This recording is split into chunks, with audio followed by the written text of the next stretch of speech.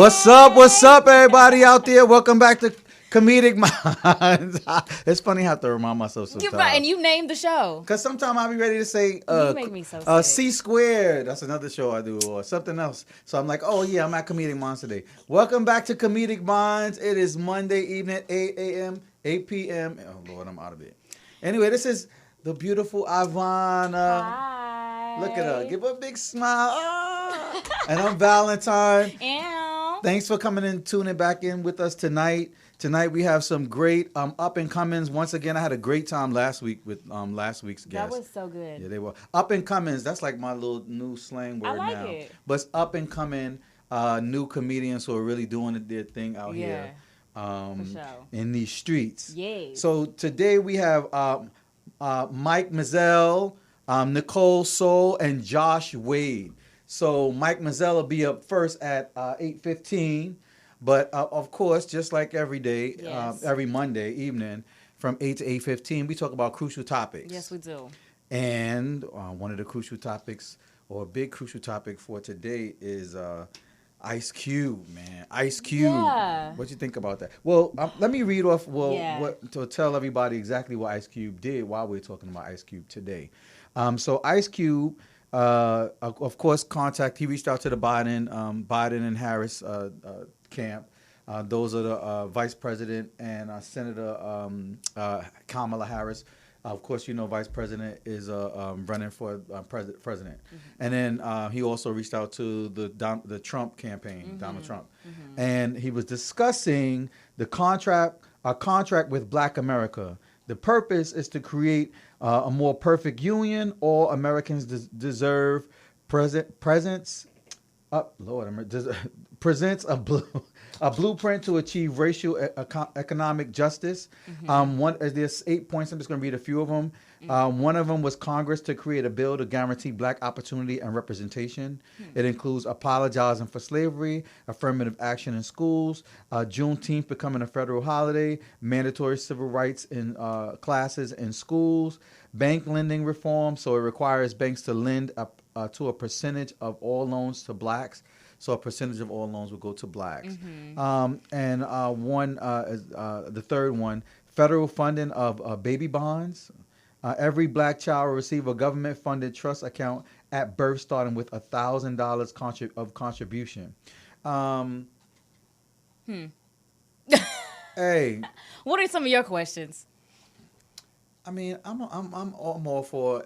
This sounds like reparations. Yeah. As well as a mixture of reparations and some type of government policy reform as it relates to how Black people are systematically discriminated against. Here I was in thinking the America, same so. thing. I was like, when I finally looked over some of it, I'm like, especially black, and I'm like, okay, well, it looks like they're definitely just trying to create a reparations plan, but there's still some holes in it too. So I'm like, I wonder who came up with these. That's somebody white who don't know nothing, who's not in the community. They haven't spoken to community organizers.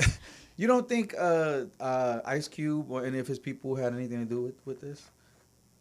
The reform? I don't know. I think so. I think he had I think he probably came with a lot of these. So did you see whenever he had a few interviews and people were asking him like what are some of the points on it, and he was struggling to read off some of the points? Really? I didn't see that. Okay, well, but which lends to why you feel like somebody that's not really that well versed in politics. I've already seen the interviews from him, and I saw that he wasn't even quite well versed in what everything was. So I'm like, how are you going to sell me this plan or this dream or whatever, and you don't even know what it is? Ice Cube? Yes. Yeah, well, I think that was some of the criticism that he was receiving as somebody. He probably needed somebody to assist him that was well versed in government policies. I feel the same a lot thing. Of the internal goings on. No, I feel that too. I mean, shout out to Cube for trying, but it's just one of those things where I think it needed a lot more time, and I think it need more like organizers. I feel like it didn't feel like the people behind this really sat down and spoke with community about what we want. It's just like, oh, I think this would be a good idea. Okay, so write that down. So then let's just give this out and see what they say. That's how it feels to me. Well, that would be some like a novice road, are you saying? Like a beginner, somebody that's not really that familiar with it or inexperienced, which speaks to exactly what you're saying, that he put it together. Like him and his peoples, some of his people who may not be as internally entrenched in the workings of government and how it relates to people and policy, and wrote that. But I'm not mad. Some of them sound like great starting points, or I mean something versus nothing. You know, it might not be that effective. It could be tweaked and twerked. But I think for me, I think my bigger issue and or concern is more on the fact that I felt like listen, I don't knock the fact that he probably felt like, hey, I got an audience, I have a voice, they're willing to listen. He went to the Biden camp, but the Biden camp, of course, said, hey, let's revisit this after the election. I mean, what power do they really have at this moment, So I'm sure they listened and they gave him advice on maybe let's revisit after the election. Mm-hmm. And then he went over Donald Trump's, who's currently in power, his administration. But the thing is, I don't think once again, kind of a novice going in like, I have a voice, why not? Let me try. Sort of just like a Steve Harvey. I have a voice, I have power. They're going to listen. I'm going to go and see what I can do for my people. I'm not mad at the intention. Yeah, but you just did not consult people with more knowledge than you to do it in a more effective way, because now you were used like Steve Harvey, and you are now a photo op, an opportunity for them to say, see, black people want to work with us. Even now, Ice Cube, who you love and adore, he want to work with us. I feel you see what I'm saying? I understand. And now you were used as a prop because they don't really they don't give a damn. Donald Trump is going to try to meet with celebrities. He's not going to meet with anybody who's on the ground. He's not going to try to meet with grassroots organizations, and they are not going to want to meet with him either. So who's next in line? Oh, okay, celebrities, and namely, like, this is no shade, no tea, no offense, but most likely it's going to be a straight black celebrity, and obviously the Donald Trump, his campaign or his camp, that's exactly who they're going to go towards. And they're going to see money, they're going to see power, and they're going to think, oh, well, black people listen to this because they listen to rappers. And it's like, but now, it obviously we do, but it's like, okay, so now as black people, we're going to turn to you because you're the one that's being used as a pawn. I have a problem with 1, 2, 3, 4, 5, 6. You know what I'm saying? It's just like, and he's not going to have the answers for that. His camp's not going to have the answers for it. And Donald Trump's camp damn sure ain't going to have no single answer either. Mm-hmm. So it's just like there's so many holes in this, and I just don't think it will thought through. I do have another question, though. Mm-hmm. And this is just me personally. I've been working very long to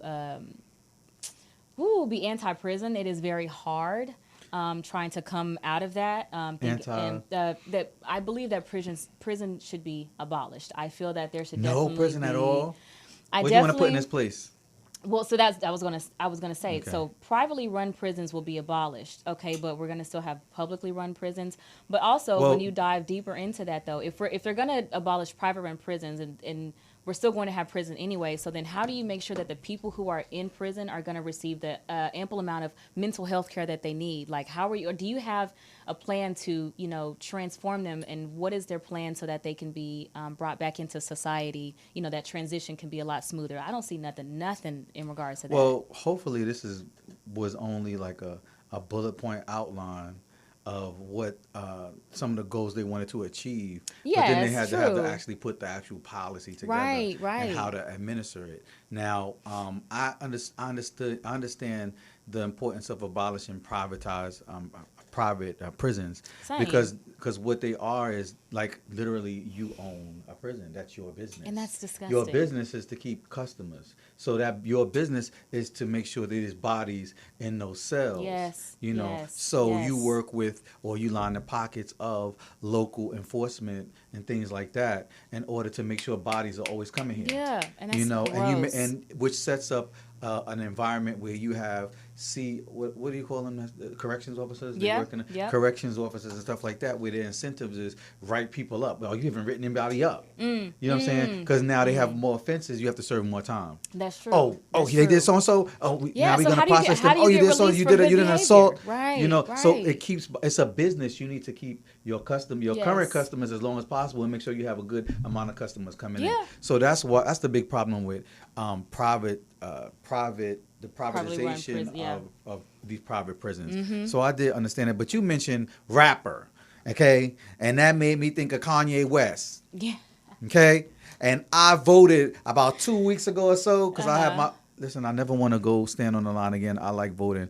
I like my ballot came to my house. I love mailing I mine love. Well, in. I don't necessarily want to put mine in the regular mail. Not until shit is straight and I could trust it again.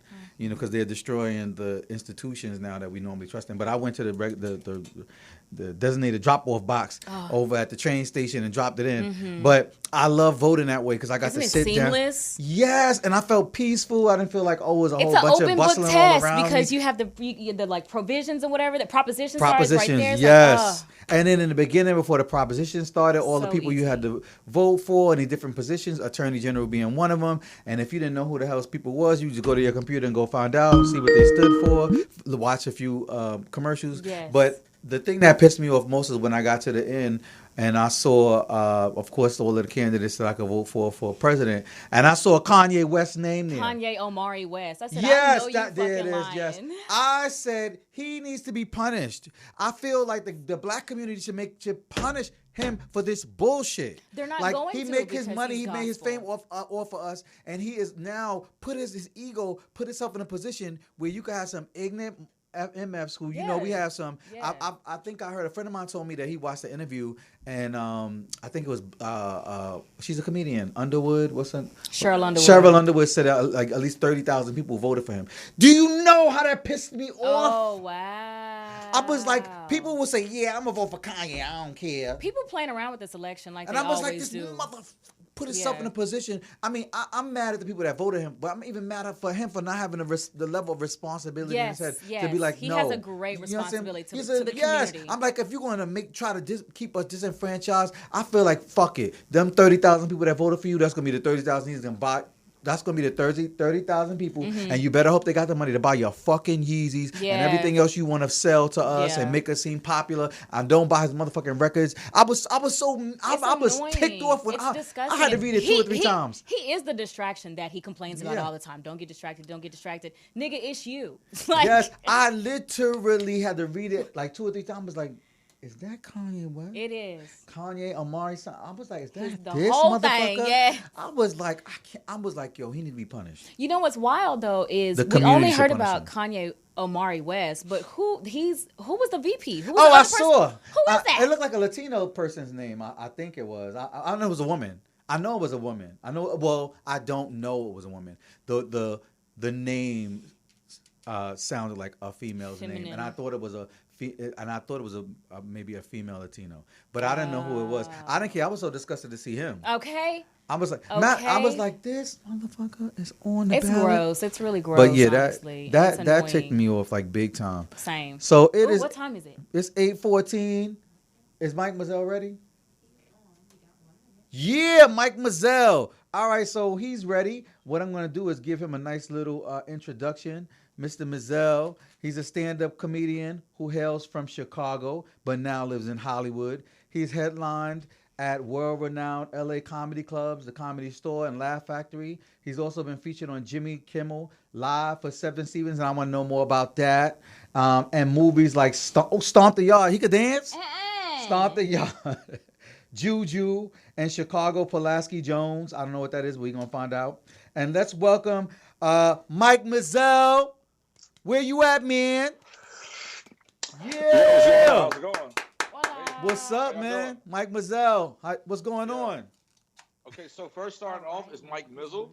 It's Everybody Mike. said- yeah. Does everybody says say it Mizell. wrong? Mike Mizell? Yeah, everybody. So it's Mike everybody says Mizzel. Mizell. All right, So I'm okay with that. Mike Mizell. Yeah, Mizzel. Mizzel. It's Mike Mizzel. Okay. And thank you guys for having me. I've been Of watching course, the show, man. So y'all getting in deep off the top. So I think that's awesome. And I'm glad to be here, man. What's up? What's up? What's going First of all, I on? want to comment about the background. I like those high windows. Where It the hell looks you so at? peaceful there. You got a nice view. I'm at home actually. I got my little. Since COVID, the barbershops were closed, so I am working from home. So that's my little barber station, and I am in the barber area of my house. Oh, you're in LA, correct? Yeah. So downtown LA. So before we actually started filming, I was literally like, can you please help me get a haircut? I need someone to cut my hair ASAP. Can you cut female hair? Female hair. It's a haircut. Well, I mean, I just need to taper true. the sides. Like, dang. I got you, sis. I got you. I got you. All right, comedian. She's a comedian. She's another up and coming, doing the damn thing. Hey, what's going on? Hey, that's what's up. Pleasure to meet you. That's I what's know, up. it's lit. So, Mike, what's good? I mean, 7 seasons. How did that happen? Jimmy Kimmel. So when I'm not working and on set or in production, I was working at Legends Barbershop over on over Fairfax. Over there on what I call Swag Ave. Yes, so it's Fairfax next door to Supreme and all that. And they came in one day and was like, "Hey, who's the owner?" And so I was like, "I'm the owner." And they was like, "Oh, okay. Can we talk to you for a minute?" So I took them on a whole tour of the barbershop. Wait. You are currently owner of Legends? No, I'm absolutely not the owner. No, I was not. I saw white people and I want to know what they were doing. So you just said, you went with the flow and said, I'm the owner. Okay. All right, go ahead. I'm sorry. The owner wasn't there, and so I didn't want to. I saw the production team, and I know I didn't want to miss the opportunity. So I just kind of took it upon myself to, embody the ownership of the shop. Oh, I like that. And I took them around the shop, and I ran the numbers up. Like I was charging them. I was saying it was gonna be $1,000 just to come in. I know that's and right. this, that, and the other. And so they was like writing stuff down, and then the real owner showed up, and I was like, okay, well, the owner's here. So and they were like, well, who the hell are you? And I was like, I'm Mike Mizzel. And then Jimmy was like, I want him. And so they ended up shooting a show called Black Barbershop. Jimmy Kimmel Goes to the Black Barbershop. And we did it for I did it for 7 years. So they came, Jimmy would come to the shop, and whenever there was an issue or an uprise in the African American community, and he would ask me and the rest of the barbers, to kind of break down for him or black-explain to him what was going on so that he wouldn't be on his show saying anything incorrect. And it started with the election of Barack Obama. He didn't want to be. It was the first African American president. He didn't want to put his foot in his mouth, so he wanted to come to the experts and figure out what was right. Yeah. So he just dove like head first, because I'm like, that's intense. You go straight to the black barbershop. Like, I don't want to be square no more. Tell me where to go. Like. Yeah. So they were pitching it as an option, and then so after that initial interaction, they kind of fell in love with us, and then they stuck with it. And so we did everything from first black president. We did Tiger Woods. We did the Donald Sterling situation. I remember, Donald Sterling. Everything in between. So it was good. It was good. Jimmy's a really, really cool guy and a really great person. And he was one of the first people that was like off camera was like, yo, you don't do comedy, huh? I was like, nope, I'm a barber. He's like, you should do comedy. I was like, well, I'm going to school right now for film. He said, you should drop out of school and do comedy. Because you're hilarious. I'd be like, sure, if you can guarantee me at least a set on your show, like at least once a month. Of course I did. And then he gave me a number to HR, and I'm still waiting on that answer. They're still calling. Oh wow. Okay. You know what I like? So, what I like? They're not calling. Because you're still waiting. I get it. Well, still waiting. Yeah. Shit, I'll have them on rotation, a reminder for me to call them and email. It's been 7 years. If they ain't picked up the phone yet, I need to look at something else. Try again after COVID. Maybe they'd be like, yeah, come on. Okay, that's okay. right. They'd be like, come on, why not? He been you doing gotta move 7 years. around. So how was it your first time like performing on stage then? How was that for you? Yeah. So the funny thing is, there was a barber that worked with us who was a comedian, and I felt like a lot of the conversations we were having in the shop, I felt like were material. I'm a novice, what I'm saying, or novice, as y'all pronounce it, and I was just like, yo, like, bro, it's like, that's not fun. And I mean, whatever. So we had a little back and forth. And so he like spazzed out on me. It was like, yo, you don't know how hard it is to be a comedian. You're like, you just because you're funny at the barbershop don't mean that you could, all that. So he invited the whole barbershop out to one of his shows. And we both tell the story all the time, so he knows he's okay with me telling it. And he invited the whole shop out to the show. And then there came a point in the show where he was like, well, right now we have a little time on the show, so I'm going to bring this guy up who thinks he's funny and so he can show straight ambush. And so he was like, yeah, we'll give him 5 minutes and we'll see, if he can hold his own. And so 15 minutes later, I got a standing ovation, and I've been doing comedy ever since. I know that's fucking right. Oh, you got a standing ovation for your first time in front of Okay. First time out. Yeah, first time out. Because I'm from Chicago. So this is an audience to me. It's like I'm talking to my family. It's just a bunch of black people listening to what I'm talking about and trying to get to the end of the story. Yeah. So it didn't bother me at all. So you can't ambush. I don't get embarrassed. So you can't ambush me. Yeah. But I'm grateful though, because me and him are still friends to this day. And it was at the Belly Room. And so Nichelle, God bless her, she said I got off stage and she was like, if you stop, you're stupid. She's like, if that was your first time on stage, you are a freaking natural and you should really think about it.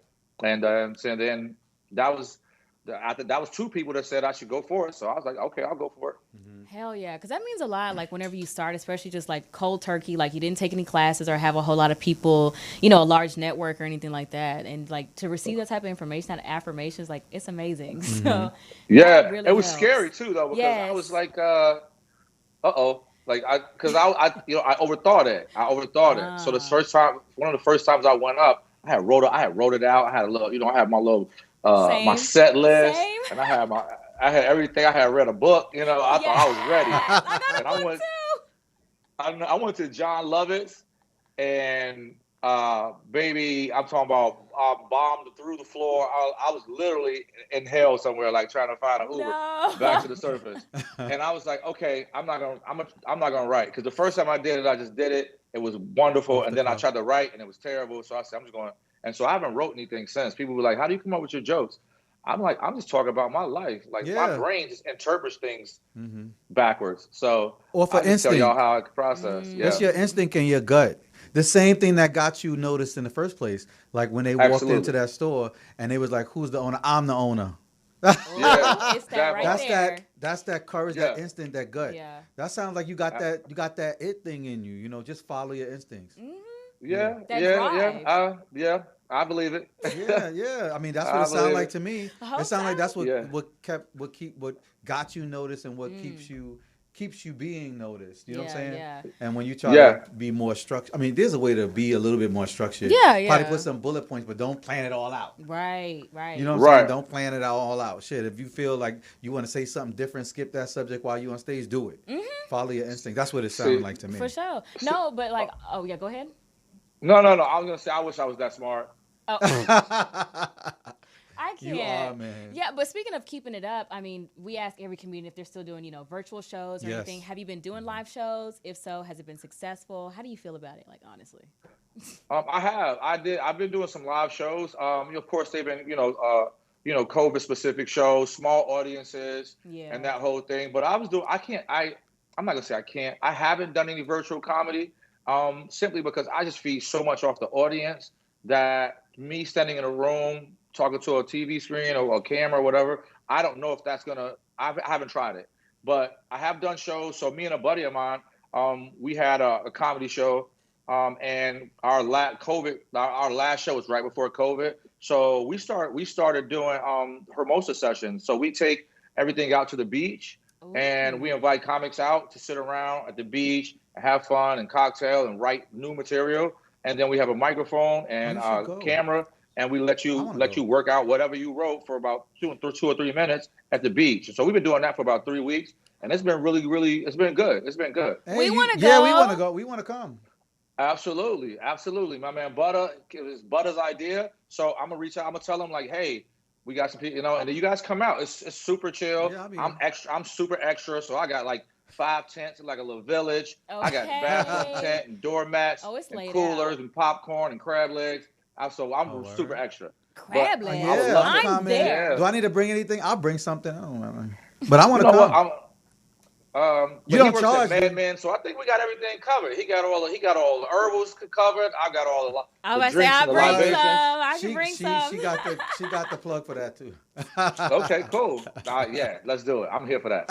That's lit. No, but that's really cool because there are some people who they are still aspiring to do things, aspiring, and I think even still during COVID, while things are shut down, like granted, it is a privilege, but if you have the time to continue working on yourself and working on your craft and writing, please take the time to do that. I mean, I'm shooting all types of shots now during COVID. Right now, I'm just like, fuck it, because I also feel like celebrity culture is it's dying like before our very eyes, and people feel more accessible, and projects feel more accessible. And how do you feel about that?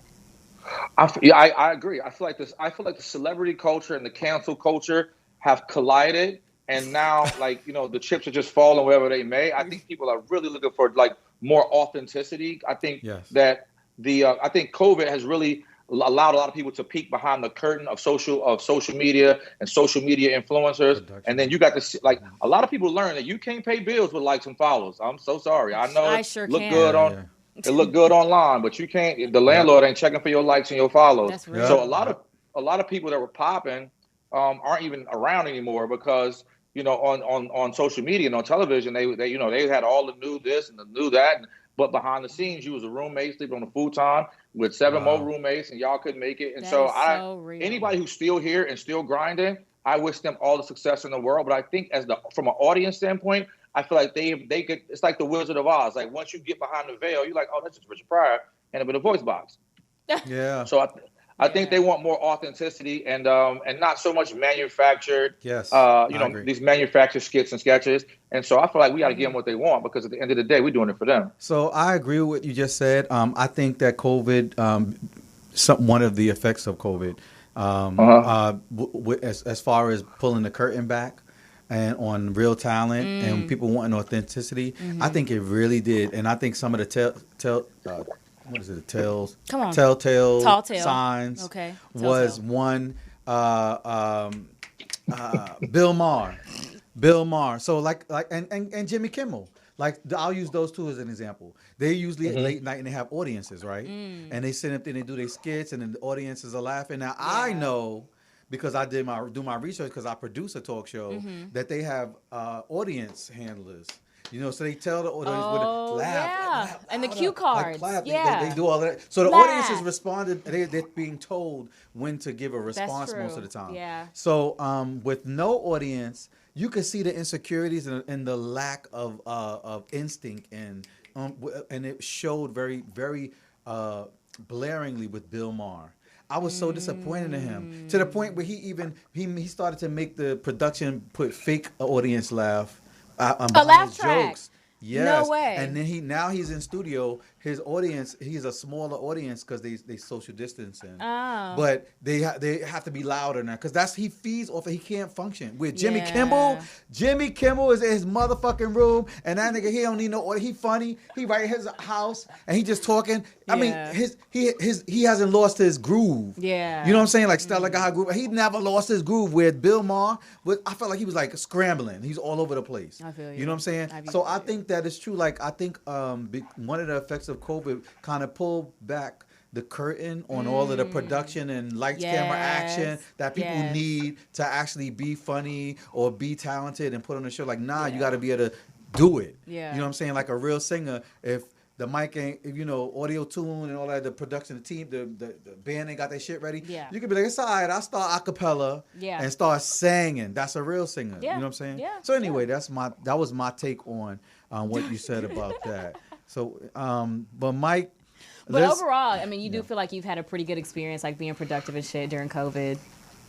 Yeah, I do. I just to piggyback on what he was saying, I also feel like it showed people that you don't need a huge production team. Right. If you got good material. If you got good material and you got, the basics, just start shooting, start filming. So I've had a blast. I wrote a TV show that I'm pitching. So hopefully that gain some traction.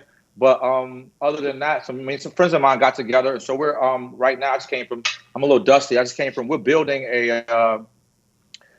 a night spot to do comedy shows in. So it's going to be on Pico, right off of Figueroa, right near the Staples Center, and we're building it. So we're like putting up drywall and all that kind of stuff. Wow. So maybe after Halloween, it should be up and running. And we're just taking control of everything that is our creativity and not leaving it up to, because as you see, the government and officials and people that don't have to be out here with us, they'll categorize you however they see fit. I don't know why barbering wasn't an essential employee, because They didn't look at that as people, essential no, worker employee. Really? no, they had us shut down. That surprised The me. barbershops just opened. They sure did. Yep, Well, they just opened. only if you could cut outside though. If you could, they let you do that. Am I correct? No, we're open. We're open now. But I'm not cutting. I'm gonna cut outside to pay booth rent inside. No, I'm not doing that. Oh yeah. Yeah, I'm not I've doing seen that. some Oh, people I see. outside, but that's mostly like white hair salons, to be honest. I've seen them doing stuff outside, but I ain't Right. seen no black ass barber shop or no black barber cutting hair No, on a corner. you ain't about to go. You ain't about to go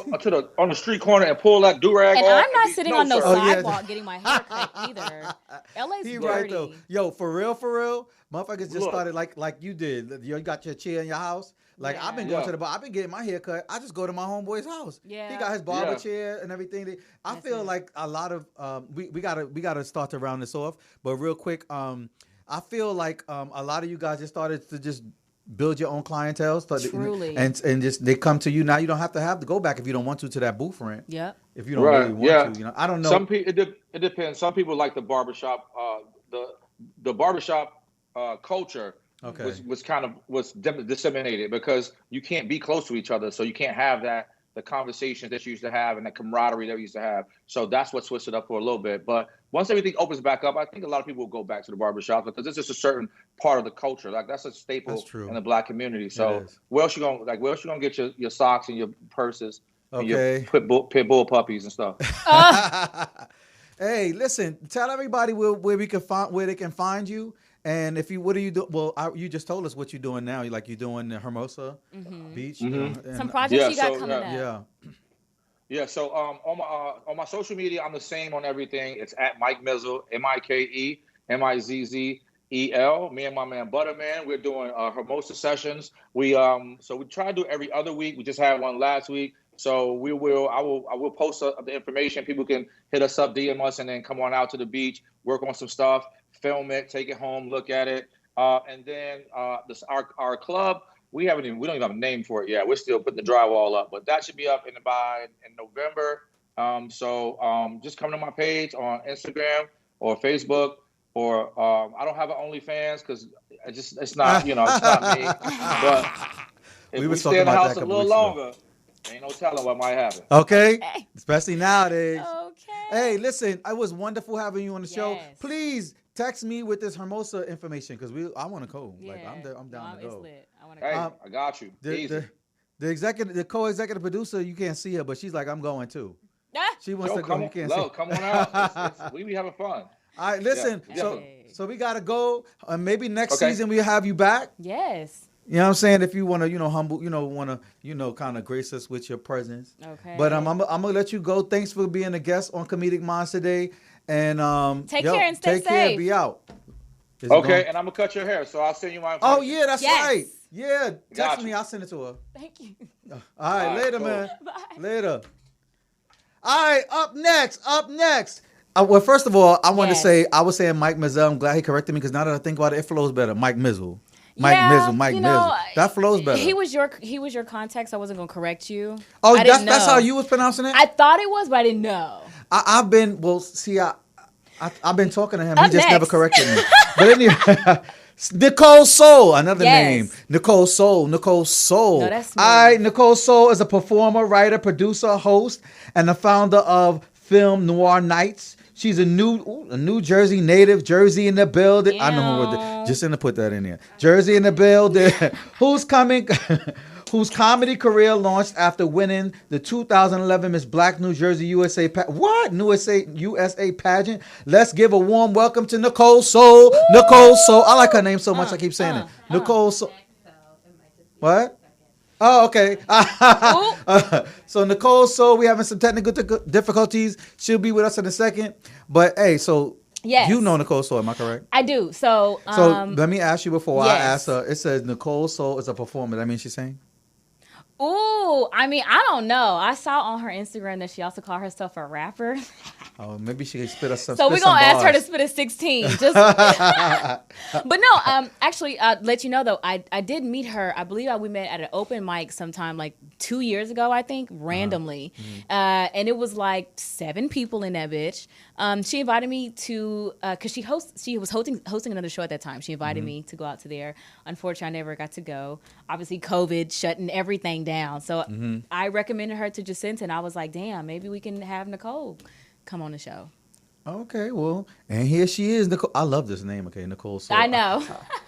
Nicole, so we waiting on you. But in the meantime, we gonna talk about whatever the hell we want to talk about. What you want to talk about? Oh, we was still talking about Ice Cube. Oh no, is Comey Barrett banned? Yes, today she was. Today. Yes, they voted her ass into the Supreme Court justice today.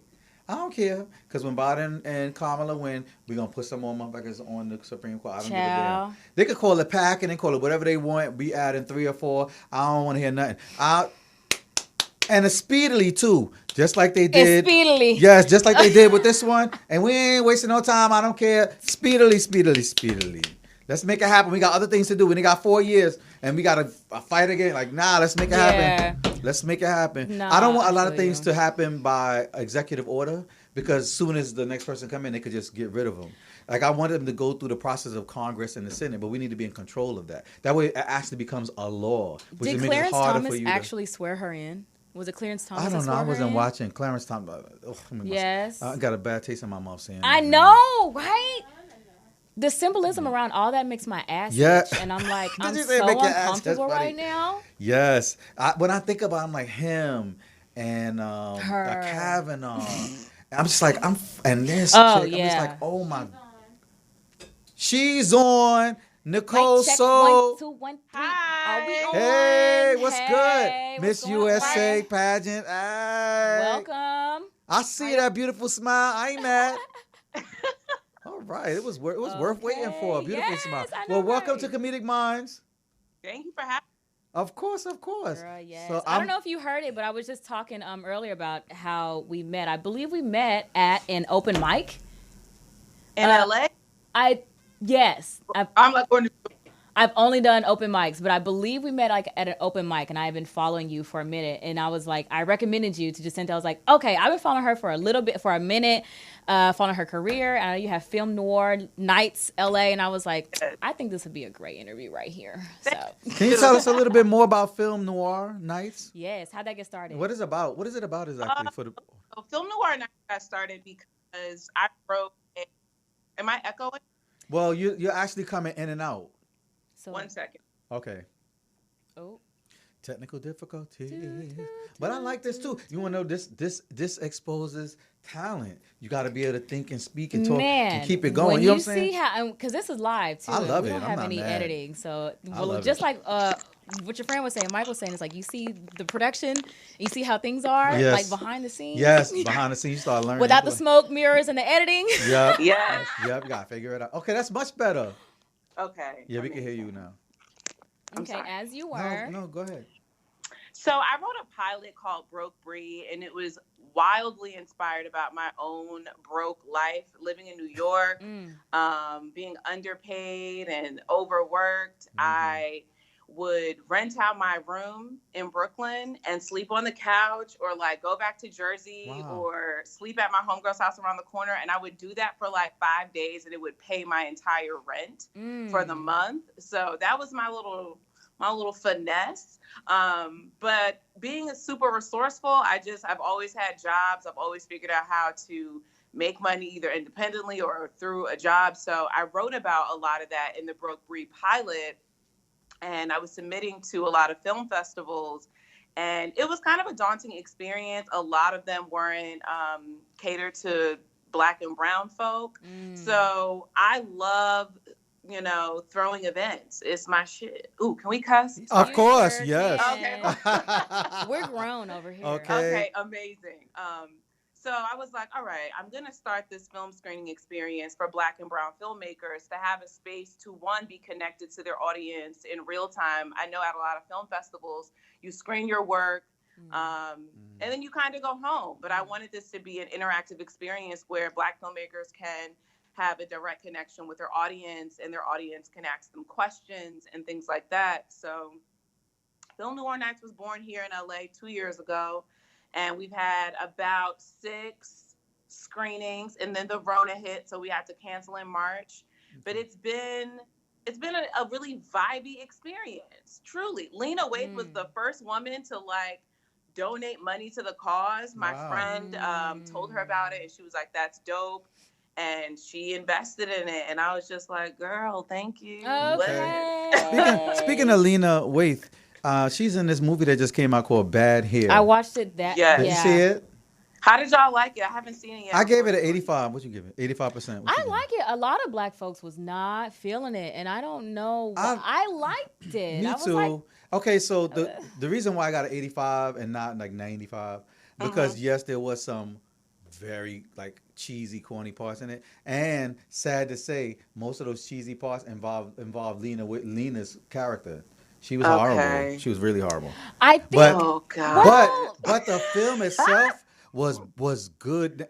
It tricks you because it starts off when you watch it. It comes across like it's another film about Black women and their hair and their struggle with being their authentic selves in the workplace and the pressures of conforming and things like that. But then it all of a sudden it literally starts to transform, and you're like, "What the hell's going on?" You're like, "Oh shit, it turns to a horror film." You didn't know it was a scary movie? No. Oh, I knew it was a scary movie. I was waiting for the action. I just saw it and said, "Oh." Bad hair. Well, ain't that old? Because the first thing I thought was Chris Rock. Oh, it's good hair. Well, I was like, that's what I thought about. So I was like, oh well, no, because it says 2020. So I said, let me watch it because I saw a black woman on the advertisement. So what I will say about it is that it's set in the 80s. So, like a lot of 80s horror films, it's campy. So Bad Hair is campy. And I like that they play up on the camp. That's a better word. I think Lena Waithe was I think the camp is intentional. And so that's why I just definitely like they played on like the spiritual side of hair, because as black people and as Black women, we view our hair as a spiritual thing as well, right? So they definitely play on that as well. They did very much so.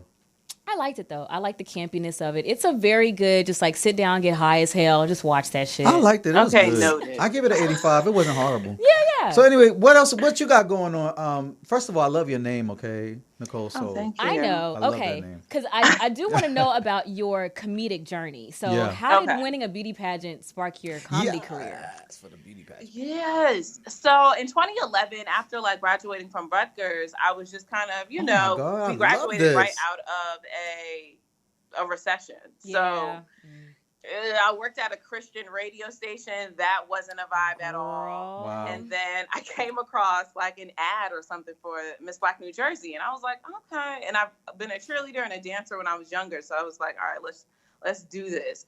So I did it and I won because I'm really competitive and it was dope. And so after that, I was like, I think that I can like do this, like this entertainment shit. So when I moved to New York, I started creating content in my house. And at the time I had an online boutique called In Carrie's Closet. And I was just creating a bunch of videos centered around that. And eventually I was like, this is cool. Like I like creating this content, but I felt like it was limiting and I wanted to just be funny and just be more into myself. Not more into myself, but I just wanted to express more of myself outside of fashion.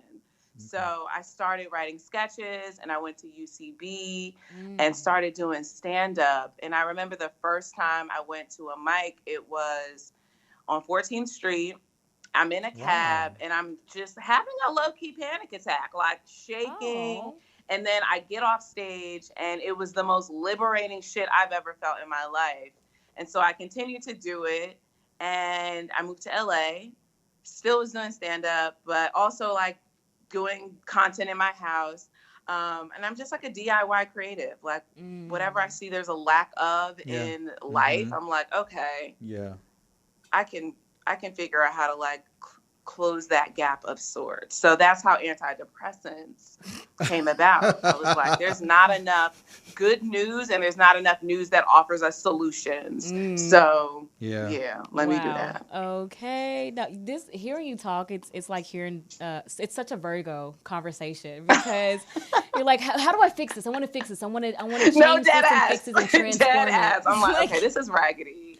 Well, you're giving me nostalgia. You said Rutgers and 14th Street, and I'm like, well, damn. He's from Brooklyn, so anytime someone talks about New York, yes. I lived in Bed-Stuy for a while. And the co-executive producers from Jersey. Oh my, yeah, we were in the emails like, girl, where you from? We had our moment. Yeah, I'm like, wow, she's making me get nostalgia. So what? I don't know. You said you have a show, Antidepressants. Tell me what's a little bit more about that show. Well, like I said, I feel like I would watch the news and I would like cry or get really depressed or sad, and it's just like, this ain't it. So I wanted to deliver the news in a way that delivered the news, but also offered a suggestion, offered a solution, aligned you with an organization or a volunteer opportunity, something to lift your spirits, so that we don't feel hopeless. The thing about being Black in America is that we know, we're a long ways away from the police treating us right. So I think that, unfortunately, the show it's just never ending. Like, there's always going to be some shit that we need solutions for. So, and got started after Mike Brown passed away. I was like feeling really hopeless, didn't know what to do. And it was just like, all right, what can I do? I can be grateful that I'm still here. And I can maybe shed some light, maybe make people laugh, maybe guide them to someone else that's doing some fire shit in the community.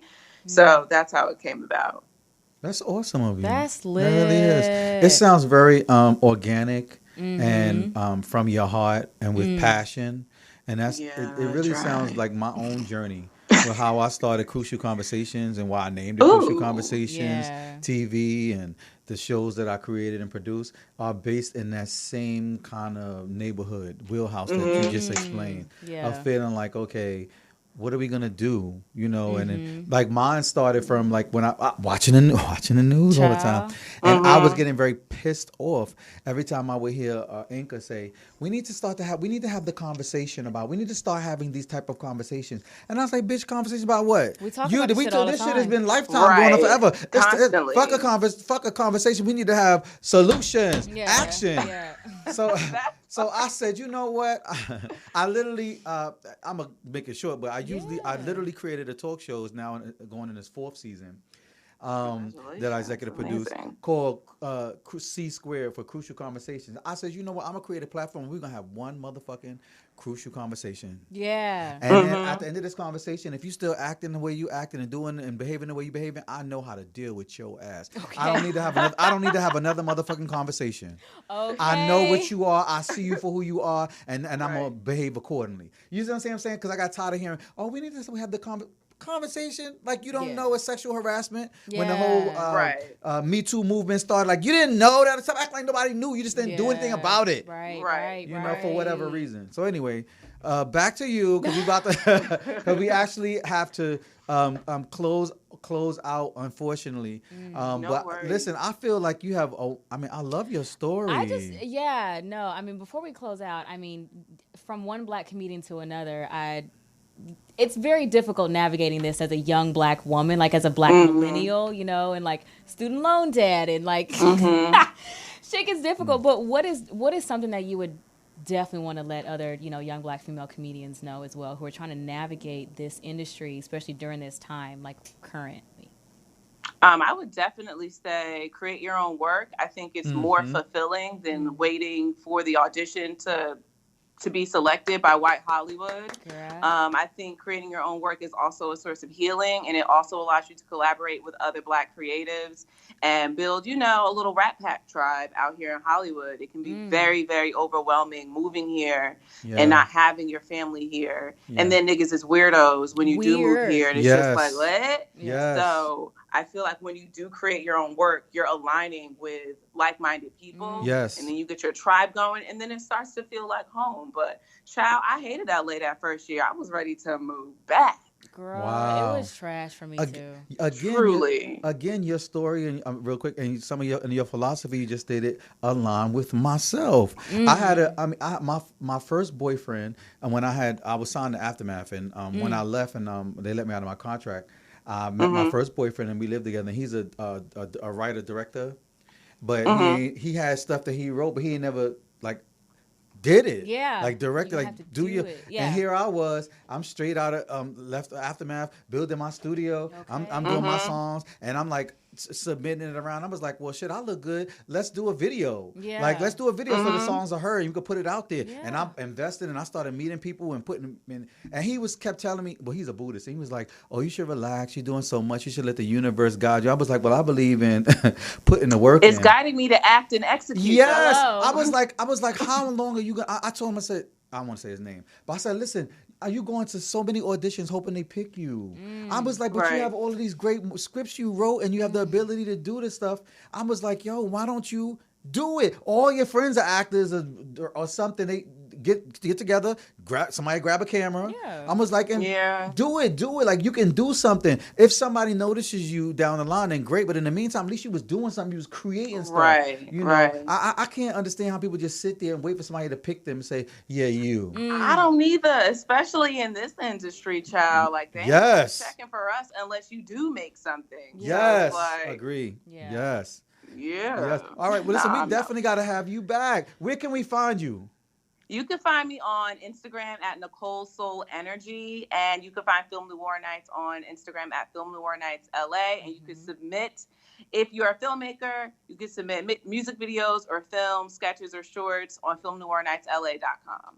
What about maybe I'll submit a sizzle reel for season 3 of the talk show. Oh my God, do you want to? Yeah, why not? I'm not. Oh, I'm not. yes. I'm not uppity. We can work together. Yes, please do. Yeah. We're scheduled to have a screening on November 8th, so it would be like one of the previews. Yeah. Send information to Jacinta. Okay, cool. ASAP. I was lit. Well, I will see you again soon. Then Amazing. the whole team will be there. We'll be there. All right. Thank you guys. This was dope. Of Thank course. you. Enjoy. All right. Have a Bye. good night. You Bye too. bye. Bye. Yes, I love it. I know, right? Yeah. Oh, COVID gone. Ah. Listen, we running behind, and I need to give a shout out and a great introduction to Josh Wade. Josh Wade is a comedian and actor hailing from Baton Rouge, Louisiana. Josh has had an extensive career in football. In high school, he was an all-state running back and went on to coach high school football. His first movie was A Life to Choose by Vince Perry. He currently performs with his group, Comic Prince, and is the creator of Tipsy Talking, which is how I found him. Okay. Yo, let's give a warm welcome to Josh Wade. Yeah. Where he at? Josh, you there? Josh. Josh, what's good? Hey, what's up? What's good? What's up? Oh, I was loud. Yeah, it's cool. Hi, what's going on? You can hear me? Yes, Yeah, we can hear you. Welcome. How you doing, man? Hello, what's going on? Hey, thanks for being on Comedic Minds. I appreciate you. I'm Valentine. Looking all this is- buttery and moisturized and stuff. Hey, I'm Ivana. Dude, I had just put some on too. Okay. We'd Yo, love to see it. listen, I actually found him on Instagram, right? Oh, yeah. And, so I think you do your most of your tipsy talk, I think, or some of these skits are on your Instagram page. Yeah. And one of the ones that I like a lot that I have right here, Mm-hmm. I'm sure I can't say it the way he says it, but he says you know how fuck it. Let me let you know. Maybe you could say it for us. Ooh. But he said something about, you know how when you tell somebody I'll die for you. Well, shit, I won't. Somebody already did that. Somebody already did that for you. Jesus Christ, and look how you treat him. And he hit and he played gospel music. I nearly died. It's the way he did it. I'm not a comedian, so I can't deliver I'll the go way watch he did. it. I'm gonna go but watch that it shit was after so here. fun. I watched it like 3 or 4 times, and I just kept giggling. And the way he said, somebody did that for you. Jesus Christ, look how you did him. And he hit the music, and I said, this is funny as hell. So you grew up in a church then. Is that what I'm gathering, Josh?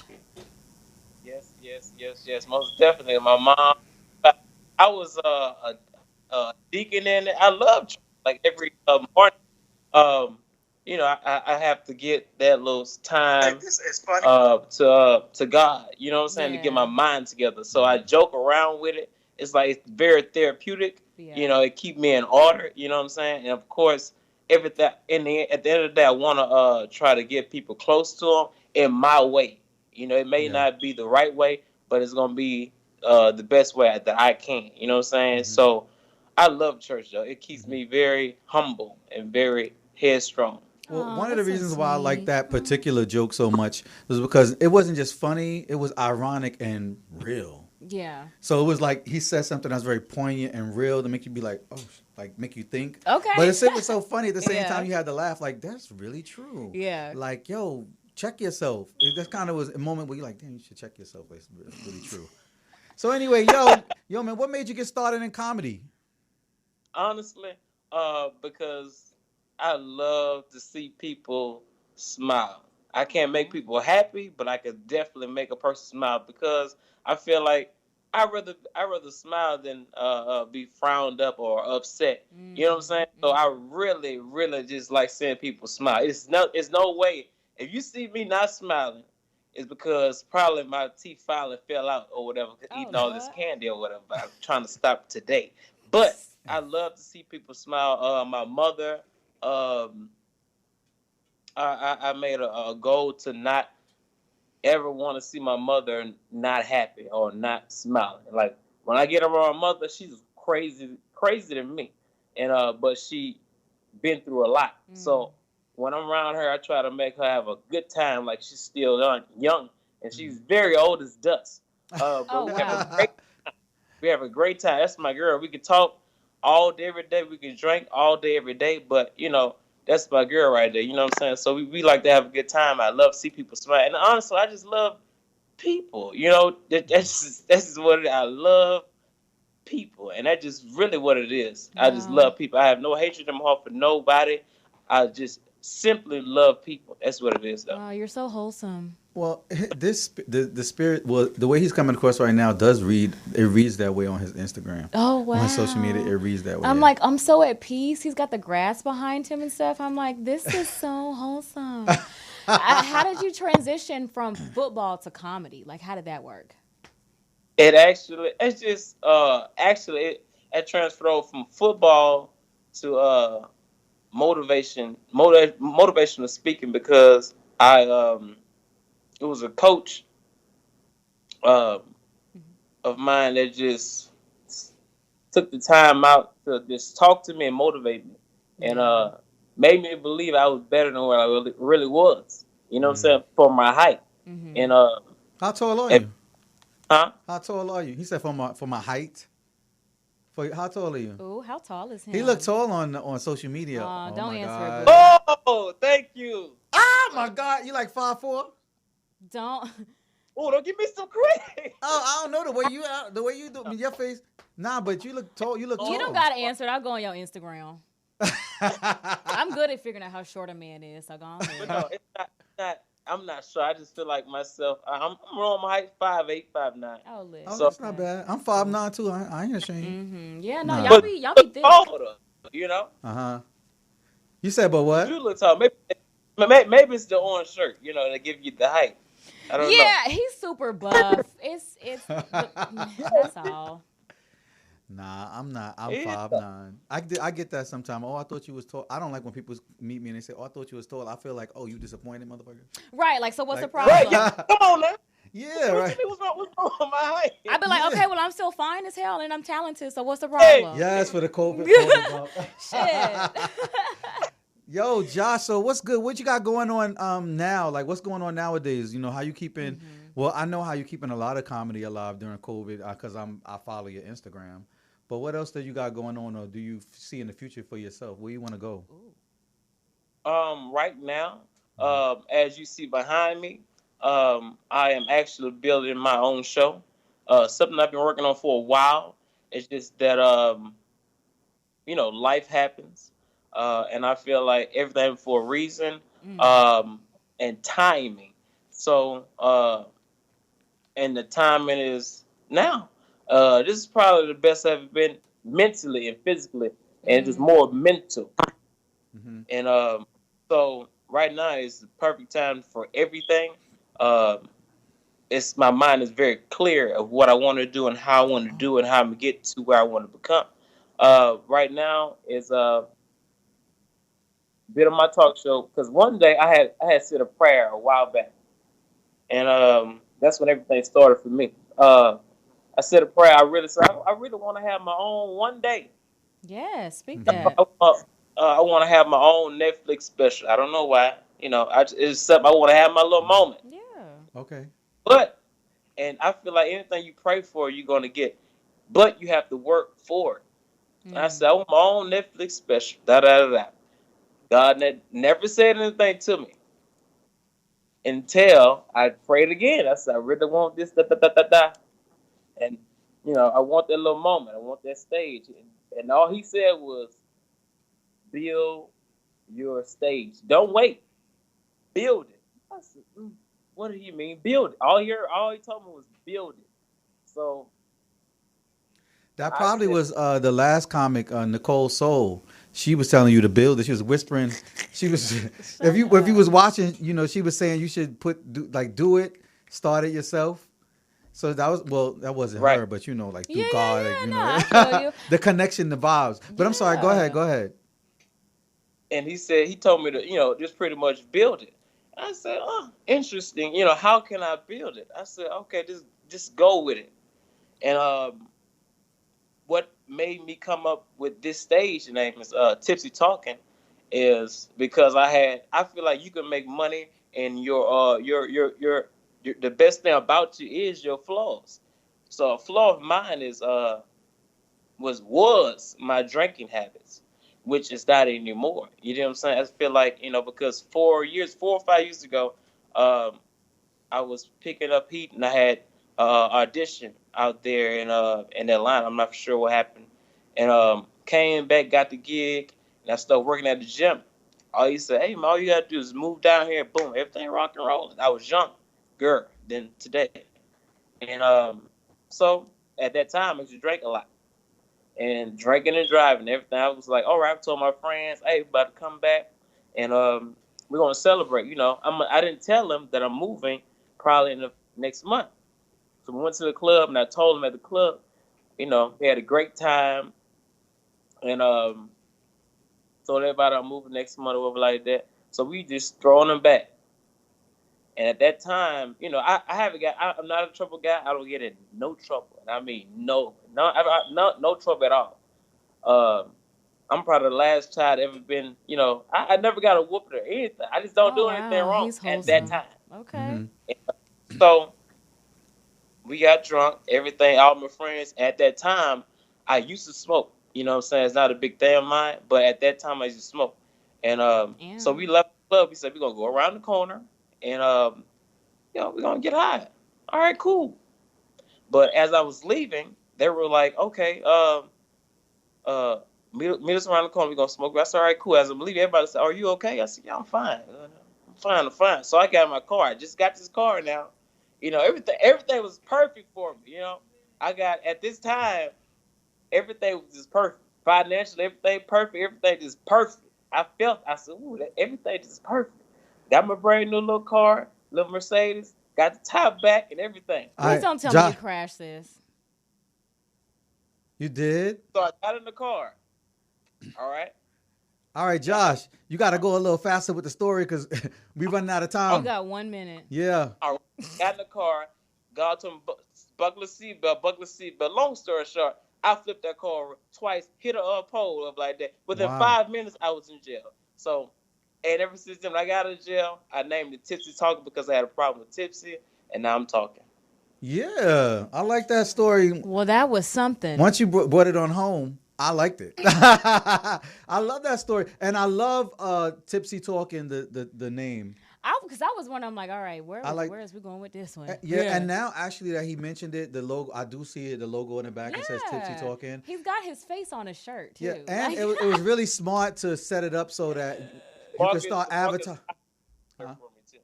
Oh, it is on his shirt too. Yeah. I'm like, he's got himself on his shirt. All right, so we about to close out, but do you know when Tipsy Talking is gonna start or not yet? And when? It's going to start on November 21st. And I'm going to invite everyone in. It's going to be the talk show. It's going to be stand-up comedy and the talk show. Okay, so, hey, you need to have us. We want to be on there, too. Yeah. Trust me, we all will link up. I like the vibe here. Listen, so when? So you said November 21st. At what time and what platform can we find you before we go? Yeah. Tipsy Talk. You can find me. It's going to be a YouTube. You can find me at _J.Wade. And it's probably going to be at 5 p.m. 5 p.m. Every Okay. Thursday, Friday. All right, Thursday cool. and Friday. Well, if you when you start promoting it and stuff, like you put a flyer, I don't know, whatever you put on, just tag me on Instagram and I'll repost. Yeah, tag Crucial Conversations. TV. Yeah, tag Crucial Conversations TV. All right, and thank we'll you so much. Of course, man. Of Thanks for being course. on the show. Thank you. Congratulations to Josh You Wade. I'm take care glad and you stay survived that safe. car accident, and it led you to Tipsy Yes. Talking, and one day next Netflix. I'm about to say Nextel. Yeah. A Netflix special. Okay. All right, Amazing. man. Thank you. I Bye. appreciate you. Take Have a good care. night. See you next Yeah, time. we go. Thanks. Hey, listen, you guys. I Yeah. want to give a one last shout out to everybody. Thanks for Mike Mizzel, Nicole Soul, and Josh Wade. Have a good night. Thanks for being Bye, y'all. on Comedic Minds. Peace.